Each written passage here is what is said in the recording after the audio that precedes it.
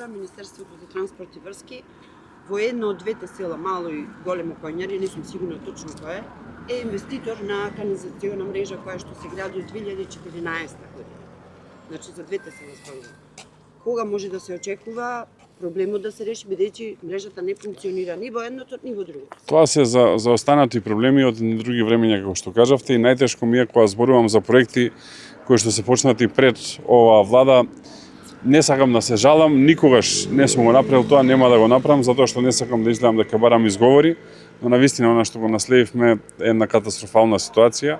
Знам за проблемот, ќе го решиме и исто така размислуваме за нови проекти за двете населени места, така што во следниот период заедно со општината ќе решаваме и овој проблем. Ова се наследени средства од Европската инвестициска банка. Веројатно таму заборавиле дека воопшто и средства некојаш дале, а жителите се уште се соочуваат со проблем.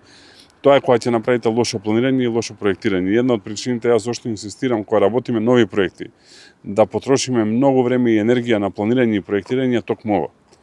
Значи, подобро да потрошиме 6 месеци или година дена на планирање и проектирање, отколку после тоа да имаме со децении проблеми. Затоа и малце претходно кога давав изјава, кога реков железницата, ние теоретски можеме и за 2 недели да почнеме карго сообраќај од Прилеп, но даваме период од 6 до 12 месеци за која ќе почнеме веќе никогаш да не застане и да се работи според план и да се работи согласно на што ќе оветиме.